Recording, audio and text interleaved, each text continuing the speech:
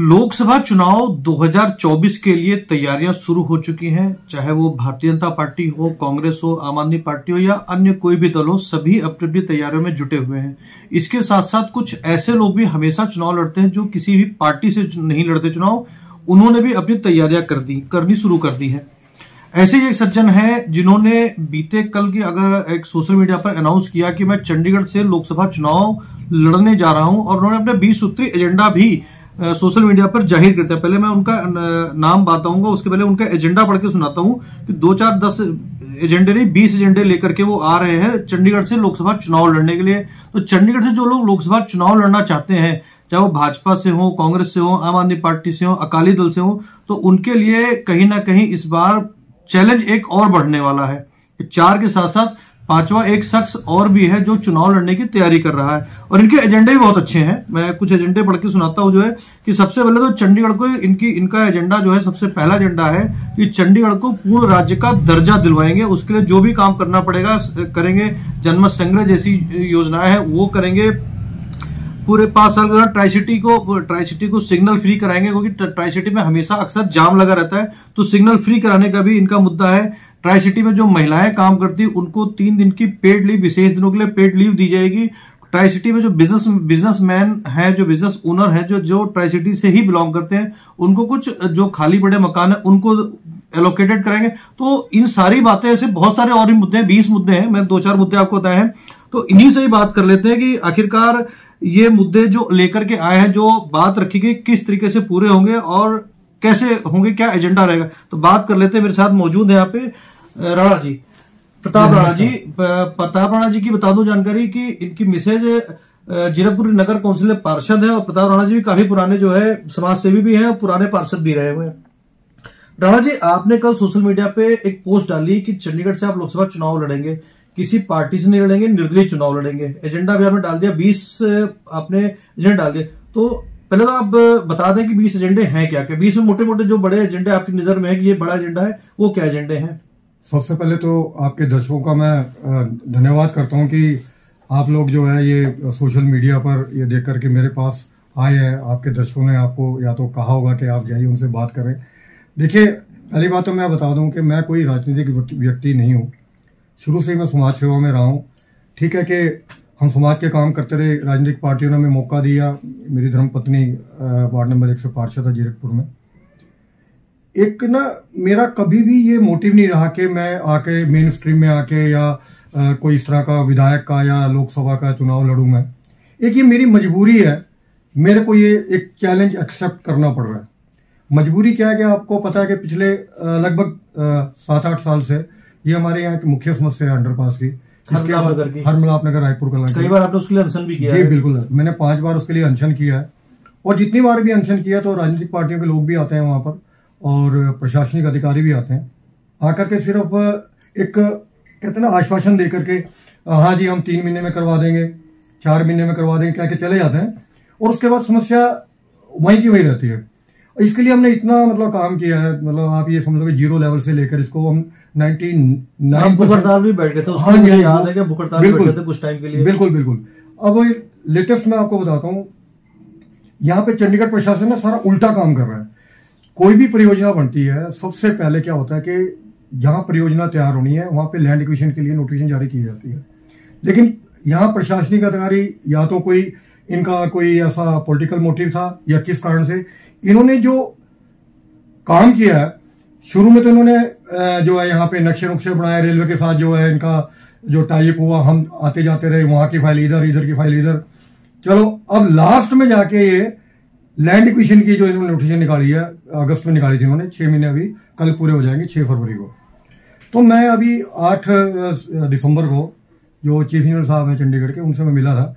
मैंने कहा ओझा साहब से मिला था मैंने कहा जी 6 फरवरी को ये टाइम पूरा हो रहा है, तो अभी तक तो कोई ऑब्जेक्शन आया नहीं है। आप एक काम कर लीजिए कि आप तब तक ना एस्टिमेट पास करवा लें और टेंडर कॉल कर लें। लेकिन सर सवाल इस बात का है, मतलब एक अंडरपास की मुद्दे को लेकर के आपने इतना बड़ा डिसीजन ले लिया कि चंडीगढ़ का लोकसभा चुनाव लड़ने का बड़ा मुद्दा है। जी बिल्कुल, हाँ, ये छोटी सी बात थी, लेकिन मैं आज तक इससे ये इसलिए बचता रहा कि भाई चलो ये यहाँ का हमारा मसला हल हो जाएगा, तो मैं ज्यादा बातें ना मतलब लेकर के आऊं। लेकिन अब मेरी मजबूरी बनी कि क्यों 40 साल से मेरा चंडीगढ़ से नाता रहा है। ये तो मैंने यहाँ पे रिटायरमेंट के बाद मकान बनाया। 40 साल मैंने देखा है कि चंडीगढ़ किस तरह से एक खंडहर के रूप में परिवर्तित होता जा रहा है। आपको टू बी फ्रैंकली मैं बताता हूँ, ये हेरिटेज के नाम पर ना कुछ ऐसे वहां पर काम हो रहे हैं कि अंदर शहर में तो एक ईंट भी आप नहीं लगा पाओगे। जो बिल्डिंग बायलॉज ऐसे बनाए हुए हैं कि अंदर एक ईंट नहीं लगा पाओगे। लेकिन जो आप देखिए इंडस्ट्रियल एरिया के बीच में एलेंटे माल जो बना है वो किसकी सहायता से बना है? कोई पॉलिटिकली इनका ऊपर प्रेशर होगा, नहीं तो इंडस्ट्रियल एरिया के बीच में इतना बड़ा मॉल आपने बना दिया, 17 सेक्टर का सारा बिजनेस खत्म कर दिया। जो करोड़ों रुपए लगा के 17 सेक्टर के बीच में लोग बैठे हुए हैं उनके तो पेट पे लात मार दी, उनके बारे में बिल्कुल नहीं सोचा। और आप ये देखिए कभी 70 और 80 के दशक में ना पंजाब से यूथ जो है ना चंडीगढ़ का 17 सेक्टर देखने के लिए आया करते थे, घूमने आते थे। एक मेन टूरिस्ट डेस्टिनेशन था। डेस्टिनेशन आज है लेकिन वो खत्म होता जा रहा है। कल्चर प्रोग्राम शनिवार इतवार को हुआ करते थे, लोग देखते थे, लेकिन अब तो एलेंटे मॉल में जाते हैं क्योंकि सब चीज उनको एक ही जगह मिल रही है, छत के नीचे मिल रही है।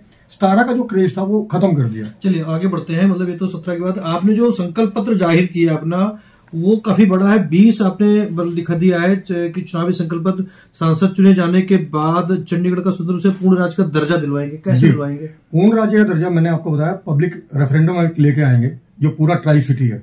ट्राई सिटी से लोगों के हम राय शुमारी करा के और उसको लोकसभा में एक बिल के रूप में लेके जाएंगे। अगर वहां से हमारा बिल पास हो जाता है तो उसके बाद तो ये स्वतंत्र राज्य बनाने के लिए कोई दिक्कत ही नहीं है। रहेगा यूनियन टेरिटरी, जैसे दिल्ली है, दिल्ली के बीच में एलजी बैठता है, ऐसे यहाँ एलजी बैठेगा।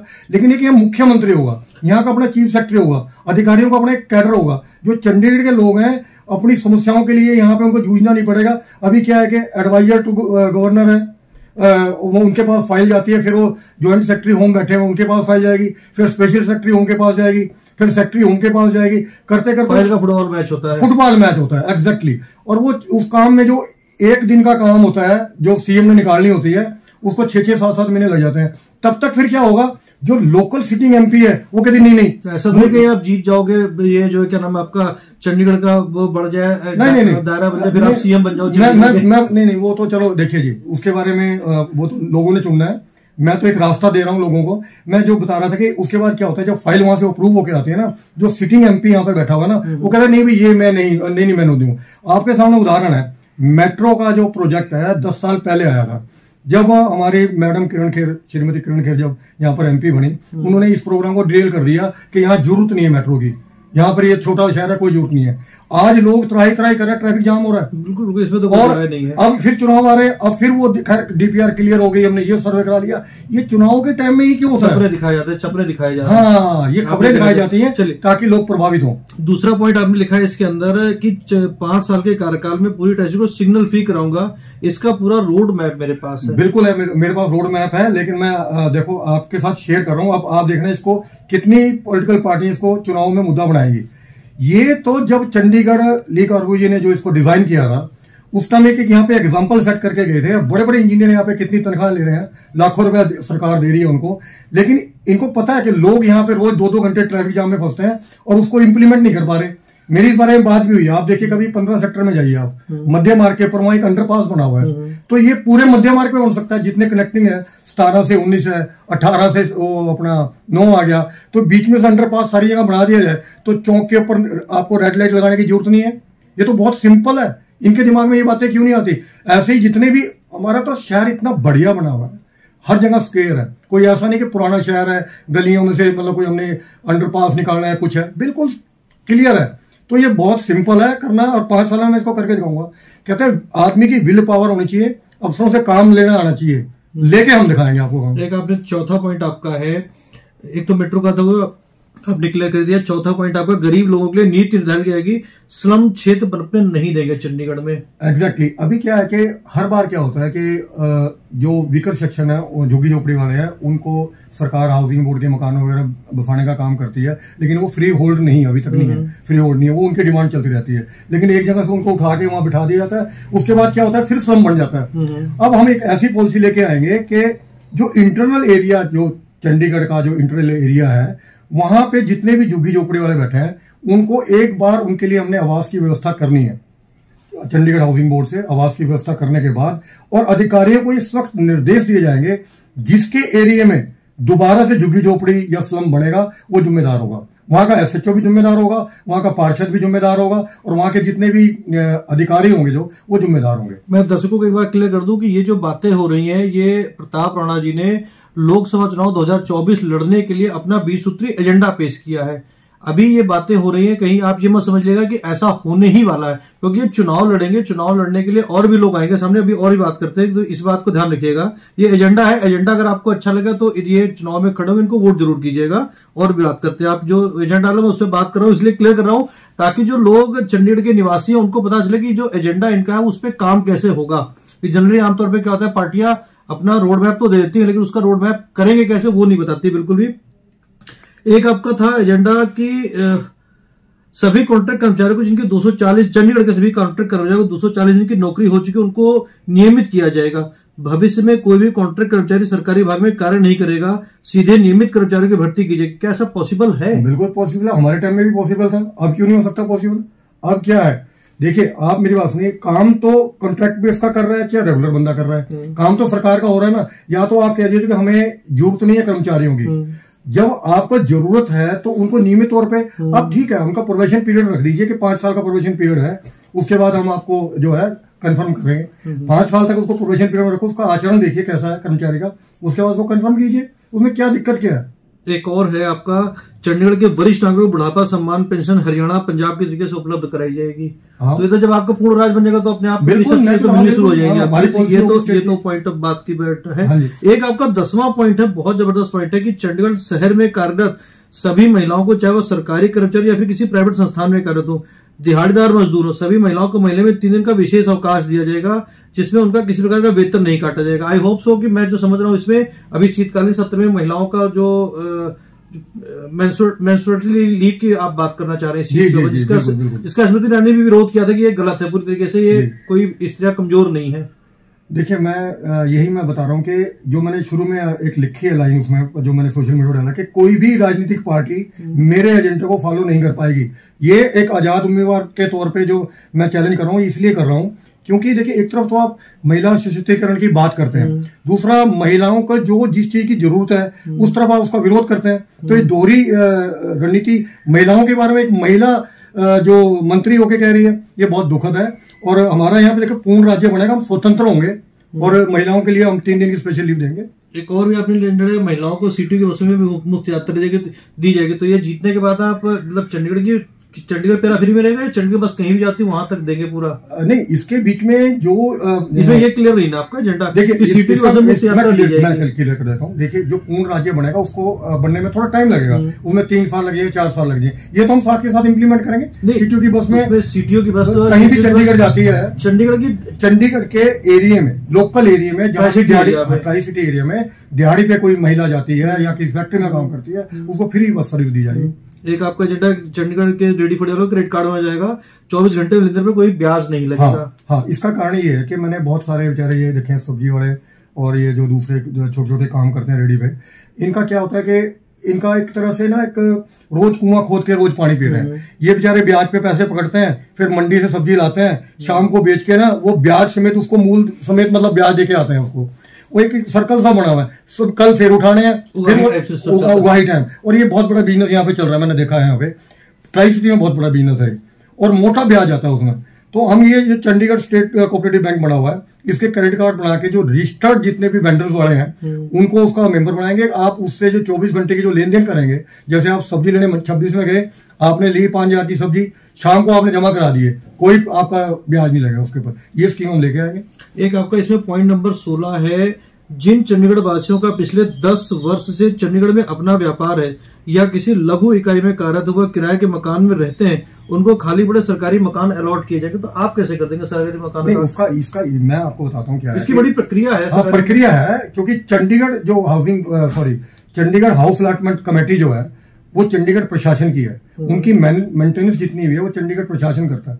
तो ये हम एक वहां पे बिल पास करेंगे अपने चंडीगढ़ के बीच में कि देखिए वैसे भी वो खंडर हो रहे हैं, खाली पड़ा मकान आपको पता है धीरे धीरे अगर आप उसमें कोई आदमी नहीं रह रहा तो खंडर बन जाता है। आज भी वहां अवैध अड्डे बने हुए हैं, जो सरकारी मकान बने हैं, 40% के आसपास सरकारी मकान खाली पड़े हैं, बसावट खत्म हो रही है शहरों की। अगर हम किसी को जरूरतमंद को जो रेंट सरकारी बंदे से ले रहे हैं, उसी रेंट पे हम देते हैं। देखो सरकार, यहाँ पे एक थोड़ा सा सवाल इस बात के कि मान लीजिए मकान तो 400-500 या 700-800 हजार खाली हो सकते हैं, लेने वाले आगे 10,000 आ जाएंगे, तो लॉटरी सिस्टम होगा, लॉटरी सिस्टम है, पार्शियलिटी कोई नहीं होगी किसी के साथ। आपका जितने बंदों ने अप्लाई किया है वो लॉटरी सिस्टम जैसे हाउस अलॉटमेंट की होती है अपना, ऐसे होगा। और चंडीगढ़ के पेराफरी एक्ट में काफी सारी चीजें और भी हैं कि नीचे मुख्य डिमांड मेरी चंडीगढ़ के सभी पंजीकृत रेजिडेंट वेलफेयर ऑर्गेनाइजेशन के, आप मतलब चंडीगढ़ जितने भी पंजीकृत रेजिडेंट वेलफेयर एसोसिएशन है, मार्केट के मंडल अध्यक्ष है, प्रॉपर्टी डीलर एसोसिएशन के अध्यक्ष ABCD, उन सबको आप नॉमिनेटेड काउंसलर बनाएंगे। जी बिल्कुल। कैसे? अभी क्या होता है कि अभी भी नॉमिनेटेड काउंसिल है, लेकिन उसमें क्या होता है जिसका बहुमत है उसी पार्टी के नॉमिनेटेड काउंसिल आते हैं तकरीबन। कोई एक आधा होगा समाज सेवक आ गया होगा जो बहुत पुराना चल रहा है, लेकिन इस बार भी 9 बने 9 के 9 बीजेपी। हाँ, और आपने देखा नॉमिनेटेड काउंसिल का हाल, आपने देखा होगा जो MC चुनाव है, मेयर चुनाव है, कितना सुप्रीम कोर्ट तक लताड़ लग रही है। तो हम चाह रहे हैं कि जो बुद्धिजीवी वर्ग है, जैसे कोई रेजिडेंट वेलफेयर सोसाइटी का कोई अध्यक्ष है या कोई डीलर एसोसिएशन का अध्यक्ष है, कोई प्रॉपर्टी डीलर का, या ये जो अपने सफाई सेवक हैं, जो इनके जो अपने प्रधान वगैरह है, वो उनकी भी हिस्सेदारी बने, वो बैठे आके सदन में और अपने सुझाव दें। इससे क्या होगा कि हमारी जो काम करने की एक तो स्पीड बढ़ेगी, और हमारी जो अवरोध आते हैं बीच में अलग अलग ट्रेड यूनियंस के, वो बीच में से खत्म हो जाएंगे, क्योंकि वो सरकार में भागीदार होंगे खुद। ये मेरा एक में मतलब एजेंडे आपको लगता है टफ एजेंडे है? बिल्कुल टफ नहीं है, आपकी इच्छा शक्ति होनी चाहिए काम करने की। एक्चुअली ये लोग बिठाना नहीं चाहते उनको अपने साथ में। ये जो इनको लोग वोट देते हैं इसलिए कि भी आप समाज के अच्छे काम करो, लेकिन ये वोट लेने के बाद ये सोचते हैं कि इनमें और उनमें बहुत फर्क, हमारे में बहुत फर्क, हम तो राजा बन गए। तो एक सवाल ये भी होता है कि आपने चुनाव लड़ा निर्दलीय लड़ने का, हाँ। तो किसी पार्टी के साथ जाके क्यों नहीं चुनाव लड़े? चाहे भाजपा है, कांग्रेस, आम आदमी पार्टी, तमाम और पार्टियां हो सकती हैं। कोई भी पार्टी जो मेरा एजेंडा है उसको फुलफिल कभी नहीं कर सकती, ना उनकी आइडियोलॉजी या कारण इसका मैं बता देता हूं। अगर कोई भी पार्टी चंडीगढ़ के हित की बात करती है तो उनकी प्रदेशों में वोट कट जाएगी। जैसे SYL का मुद्दा है, अब जितनी भी राजनीतिक पार्टियां आप देखिए, पंजाब में जाके क्या स्टेटमेंट देती हैं, हरियाणा में क्या स्टेटमेंट देती हैं, और दिल्ली में क्या बयान होते हैं, तो अलग अलग वेरिएशंस देखिए आप इनके। तो मैं इसलिए आजाद उम्मीदवार हूं, क्योंकि मैं ठोक के कह सकता हूं कि चंडीगढ़ के लोगों का चुनाव है, चंडीगढ़ के लोगों को उनकी बात भी सुन लो। आज ये चंडीगढ़ को ऐसे बना दिया है जैसे कि माँ बाप का तलाक हो गया और बच्चा लवारिस घूम रहा है। बाप कहता है हाँ मेरा है, माँ कहती है मेरा है, लेकिन उसका पालन पोषण करने के लिए कोई तैयार नहीं है। आज पंजाब यूनिवर्सिटी का हाल देख लीजिए आप, क्या हाल है, वो ग्रांट के लिए तरसना पड़ रहा है, कभी वो पंजाब के सामने हाथ फैलाते, कभी हरियाणा का। तो ये सिस्टम जो है ना सारा, आपने बात रखी चंडीगढ़ को लेकर के, हरियाणा पंजाब में आपस में लड़ाई होती रहती है, हाँ, हमेशा होती लड़ाई। तो ये ऐसी स्थिति में जब पूर्ण राज्य चंडीगढ़ बन जाएगा तो आप किसकी तरफ प्रेफरेंस दोगे, पंजाब को या हरियाणा को? या नहीं, क्यों देना, वो यूनियन टेरिटरी राज्य बन जाएगा, जैसे दिल्ली है, दिल्ली NCR है, ऐसे ये कैपिटल रीजन बन जाएगा अपना। तो मतलब ठीक है, आपके यहाँ पे काम चलते रहेंगे, जैसे दिल्ली में आपके पार्लियामेंट चल रहा है, लेकिन वो एक मतलब कंप्लीट एक ना इंडिपेंडेंट यूनियन टेरिटरी होगा, इंडिपेंडेंट राज्य के रूप। यहाँ पर MLA बनेंगे, अपने मुख्यमंत्री बनेंगे, अपना चीफ सेक्रेटरी, जैसे कि मैंने पहले बताया, एक व्यवस्था बनेगी यहाँ पे। अभी तक कोई भी राजनीतिक पार्टी यहाँ व्यवस्था बनाने के मूड में ही नहीं है, क्योंकि उनको पता जिस दिन यहाँ राजनीतिक व्यवस्था बन जाएगी तो हमारे जो पार्टी कार्यकर्ता हैं कल को जो है इनको इस्तेमाल हम कैसे करेंगे। आज हर एक पार्टी की, जो कांग्रेस है चाहे बीजेपी है, वो अपने पार्टी कार्यकर्ताओं को इस्तेमाल कर रही है। एक और सवाल अक्सर कई बार हम लोग देखते हैं, जो है चुनाव के वक्त में कई सारे, मतलब थोड़ा टेढ़ा सवाल, कड़वा सवाल हो सकता है, आपको बुरा लगता है, मैं पहले माफी मांग लेता हूँ आपसे, ऑन कैमरा माफी मांग रहा हूँ कि कई बार कहते हैं लोकसभा चुनाव लड़ने के या विधानसभा चुनाव लड़ने के प्रत्याशी तो खड़े हो जाते हैं, लेकिन बाद में अलग अलग पार्टियों से लोग आते हैं, नुमाइंदा होता है, और फिर अटैची के इस टाइप से कुछ खेल चलते हैं, फूल मालाएं मिल जाती हैं और फिर वो बैठ जाते हैं अपने एजेंडे को लेकर, ठीक है जी हम तो इनके समर्थन में। कहीं ऐसा तो नहीं हो कि बाद में आप भी किसी के समर्थन में बैठ जाओ, कुछ ऐसा हो जाए? देखिए, सवाल कड़वा है थोड़ा सा। मैंने बहुत बढ़िया सवाल है आपका। देखिए आपको बताओ, यहाँ पे ना यही चीज जो है ना आज लोगों में एक विश्वास को खत्म करती जा रही है। अब कोई बात हम अपनी रखते हैं तो सवाल ये आता है कि यार ये कल को अटैची लेके बैठ जाएगा। मैं आपको बताऊं, मेरे पास परमात्मा से जितना है ना, मेरे पास बहुत है। थैंक गिविंग होना चाहिए आदमी को, जितना दिया ना उसका धन्यवाद करना चाहिए, और इससे ज्यादा मुझे कुछ नहीं चाहिए। मेरा परिवार सेट है, मेरा कोई परिवार का आदमी ना राजनीति में था ना आगे कोई जाएगा। मेरे को एक ये सिर्फ ये जो एक शौक है कि लोगों की सेवा करने, सेवा भाव से जाएंगे। मुझे हार जीत का फिक्र ही नहीं है। पहली बात तो यह कि बंदा वो अटैची पकड़ेगा जिसको कॉन्फिडेंस ना हो कि मैं बनूंगा नहीं बनूंगा। मेरे को कॉन्फिडेंस है, चंडीगढ़ में 40 साल से मेरा रिश्ता रहा है, और जो मेरा एजेंडा है ना, जो ये इतना बढ़िया एजेंडा कोई राजनीतिक पार्टी लेके नहीं आ सकती, और हम जीतेंगे। अटैची तो मेरी बात सुन लो जी, मेरे यहाँ घर पे गोलियां तक चली है, देख लो निशान आप। और मैं झुका नहीं है कि भूमि माफियों के सामने कभी।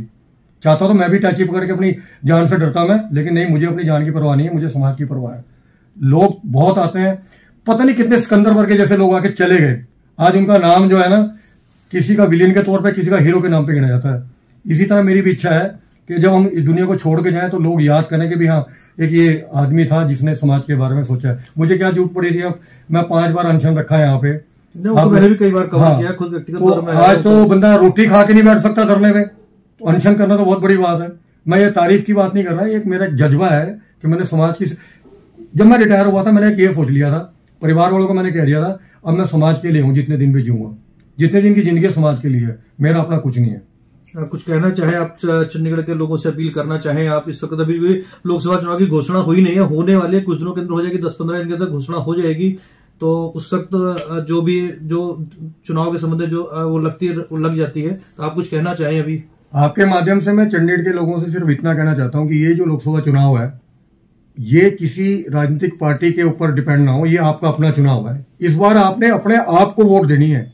मैं आजाद प्रत्याशी हूं, आप समझ लो कि हर व्यक्ति चंडीगढ़ का जो वासी है वो आजाद प्रत्याशी के तौर पे आजाद प्रत्याशी को वोट करेगा, क्योंकि पॉलिटिकल पार्टियों ने हमेशा चंडीगढ़ के लोगों का इस्तेमाल किया है। कभी उनकी राय शुमारी नहीं ली कि आप पंजाब में जाना चाहते हैं या चंडीगढ़ में जाना चाहते हैं या हिमाचल में जाना चाहते हैं।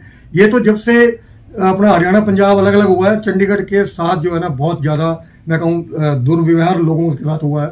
कोई किसी बात को कोई सुनता नहीं है। बाहर के पॉलिटिशियंस आते हैं, अपनी बात थोपते हैं, मजबूरी में चंडीगढ़ लोगों को वो बात बर्दाश्त करनी पड़ती है। ये जो चुनाव है ये निर्णायक है। इसके बाद हो सकता है कभी आपको मौका ना भी मिले, क्योंकि हमारी कितने दिन की जिंदगी है, कितने लोग आते हैं चले जाते हैं। लेकिन जो मैं आपको वादा कर रहा हूं, ये मेरा एक चुनावी घोषणा पत्र नहीं है, ये मेरा संकल्प, गारंटी तो बोल दोगे, मेरा संकल्प है। आज के टाइम मोदी की गारंटी आ गई, मोदी साहब तो बहुत बड़े, राणा जी की गारंटी है, मेरी गारंटी नहीं है, मेरा संकल्प है ये। मैं ना किसी का विरोध में हूं, ना मोदी जी के विरोध में हूं, ना मैं राहुल गांधी के विरोध में हूं। मैं सिर्फ विरोध में हूं कि चंडीगढ़ के साथ हमेशा से पक्षपात होता है। चंडीगढ़ के लोगों को अपनी राय समाज रखने का पूरा हक है, और ये मौका है लोकसभा चुनाव में आप मुझको जिता करके, समझ लो कि आप अपने आप को जिता के लोकसभा भेज रहे हो। नमस्कार। तो ये थे प्रताप राणा, जिन्होंने अपनी बात बेबाकी से बात रखी, जो उन्होंने कल सोशल मीडिया पर डाला था। हमने उनसे उनके ही सवालों जो उन्होंने डाला था उन्हीं को लेकर के कि उनका एजेंडा कैसे रहेगा लोकसभा चुनाव में, किस तरीके से वो जीतने के बाद लोगों के जो एजेंडा दिया उसको कैसे प्रस्तुत करेंगे, किस तरीके से काम होंगे। तो ये सारे एजेंडे आपके सामने लोकसभा चुनाव की घोषणा अगले कुछ दिनों में हो जाएगी, और संभावना जताई जा रही है कि अप्रैल के मिड से और मई के मिड तक लोकसभा चुनाव कंप्लीट होंगे। तो हमारी भी आपसे गुजारिश रहेगी, सबसे पहली बात तो कि चंडीगढ़ के लोग अक्सर क्या होता है, लोकसभा का चुनाव का दिन जब होता है, जिस दिन चुनाव का दिन होता है, लोग घूमने निकल जाते हैं, छुट्टियां ना मनाइए, मतदान जरूर कीजिएगा। हाँ, कुछ आप कहना चाहते हैं? हाँ, एक बात मैं बीच में कहने भूल गया था। देखिए, ये जो चुनाव है ना, ये लोग बोलते हैं कि लोकसभा चुनाव है, ये पूंजीपतियों का चुनाव है, आप कहाँ इसमें पंगा ले रहे हो, क्योंकि इसमें करोड़ रुपए का खर्चा होता है। भाई देखिए, मैं गरीब आदमी हूँ, मुझे पेंशन मिलती है, 32-33 हजार पेंशन मिलती है, उसी में मैं गुजारा करता हूँ। मैं नॉमिनेशन भरूंगा, सब कुछ करूंगा। लेकिन अगर आप चाहो ना कि भी हमारे पास आके कोई ये इस तरह का मतलब कोई प्रलोभन दे या कुछ करे, वो मैं नहीं करूंगा। आप बेशक दूसरी पार्टियों से जो मर्जी लो, लेकिन वोट जो देनी है वो निर्दलीय को दो। आप दूसरी पार्टियों से जो मर्जी लेते रहो, मुझे कोई इतराज नहीं है। मैं क्लियर नहीं करना चाहता जो आमतौर पर चुनाव में चलता है, आप लो उनसे, लेकिन चुनाव आपने जो करना है निर्दलीय का करना है। बाकी आप समझदार हो, मैं खर्चा नहीं करूंगा, खर्चा जो करना है आपने खुद ही करना है। नमस्कार। तो ये थी बात जो रखी प्रताप राणा ने अपनी बात रख दी है। लेकिन हम भी आपसे कहेंगे, आगे बार जो भी पार्टी के उम्मीदवार है, चाहे प्रताप राणा जी पहुंचे या बीजेपी के पहुंचे, कांग्रेस के पहुंचे, आम आदमी पार्टी को भी जो भी पहुंचे, उससे सवाल जवाब जरूर कीजिए कि आप जो एजेंडा लेकर के आ रहे हैं वो कैसे जमीन पे कैसे उतरेगा। तो मेरी गुजारिश ये रहेगी, उनसे सवाल जवाब करें, और जिस दिन भी मतदान की तारीख चंडीगढ़ में हो, मतदान जरूर करें, उसको छुट्टी के तौर पर ना मनाएं। बिल्कुल। धन्यवाद।